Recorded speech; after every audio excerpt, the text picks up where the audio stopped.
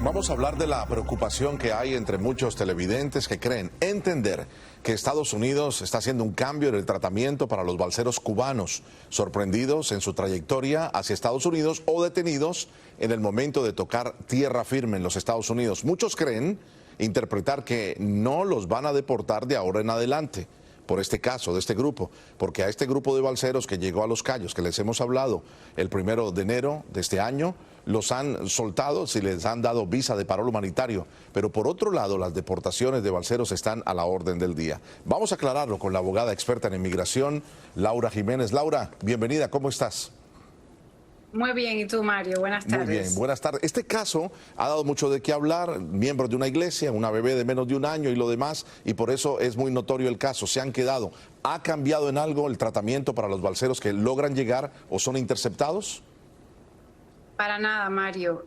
La realidad es que la mayoría de las personas que llegan por mar son devueltos por la Guardia Costera o son puestos en vuelos de deportación. Lo que sucede es que en muchas ocasiones cuando los balseros logran tocar tierra y se entregan a la patrulla fronteriza y expresan ese miedo de regresar a su país, ya sea porque hayan sido perseguidos o hayan sido víctimas de algún tipo de maltrato, son puestos en detención mandatoria, son sujetos a una entrevista de miedo creíble. Y si logran pasar positivamente la entrevista de miedo creíble, pues ya es a discreción de los oficiales de ICE de dejarlos en detención hasta esperar una fecha de juicio, lo cual está sucediendo con muchos de ellos, o de ser liberados con un parol o con una forma 220A. En este caso, estas personas, que muchos de ellos eran de un grupo religioso, lograron pasar su entrevista de miedo creíble y después de un tiempo de ser detenidos fueron liberados con un parol. Interesante, o sea, cada caso es separado, es único. Este es un caso sui generis, todos miembros de una misma iglesia evangélica, decíamos la bebé que venía de menos de un año. El miedo creíble tiene que ser por, digámoslo, persecución, sin usted conocer el caso en específico, persecución a los miembros conjuntos de una iglesia o por religión o lo demás, que los hicieron salir en grupo. Pero esto pudiera alentar una oleada de balseros, ¿no cree usted?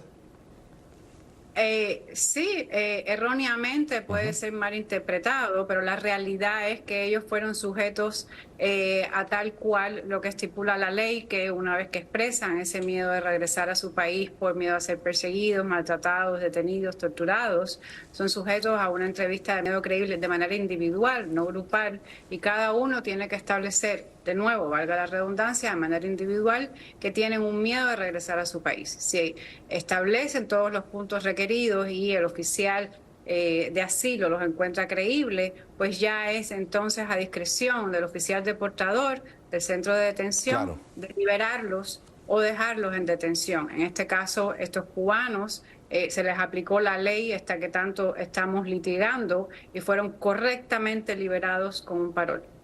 Bueno, hablando de discreción, abogada, hay otro caso de una mujer cubana ya residente de los Estados Unidos que saliendo hacia la isla, un oficial le dijo, si sigues yendo a Cuba de esta manera vas a perder la residencia.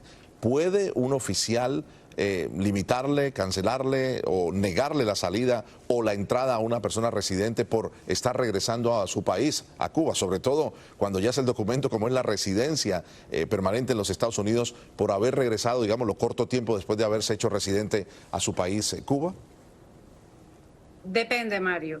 Si esta persona obtuvo la residencia después de haber ganado un asilo, pues entonces sí va a estar sujeta a ser cuestionada, porque obviamente se presume que mintió en su declaración de asilo en cuanto a ese miedo de regresar a su país, ese riesgo que corría tanto su libertad como su persona física. Una persona que obtiene la residencia bajo este cubano, pero que a su misma vez, por estas circunstancias de que muchas personas son puestas en corte, que los paroles que estaban dando no eran paroles interinos de un año, sino paroles de 15 días, de 60 o 90 días, tuvieron que presentar un caso de asilo, pues muchos están siendo sujetos a un cuestionamiento. Vamos a recordar que hace poco tiempo atrás, el año pasado, el senador Marco Rubio abogó porque Sí. se restringieran los viajes a Cuba a cubanos que hubiesen presentado un caso de asilo y no necesariamente que hubiesen llegado al punto final de defenderlo.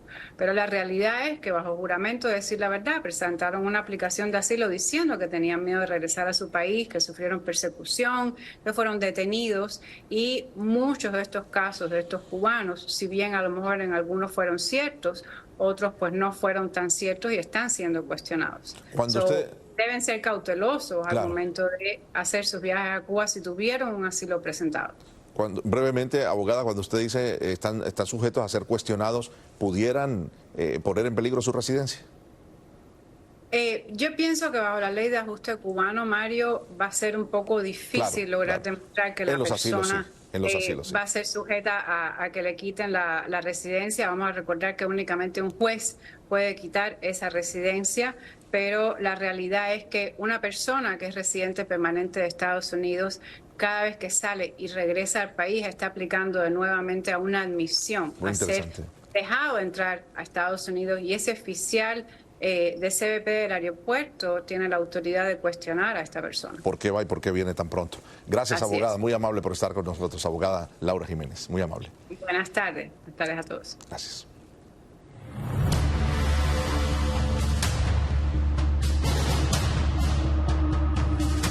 Les adelantaba con Raquel Regalado que ya Tallahassee declara de manera ilegal el acto de liberar estos globos de celebración de forma intencional en una propuesta nueva de ley. Ahora corresponde al gobernador del estado de la Florida firmarla para que sea aprobado definitivamente y se convierta en ley. Hubo 102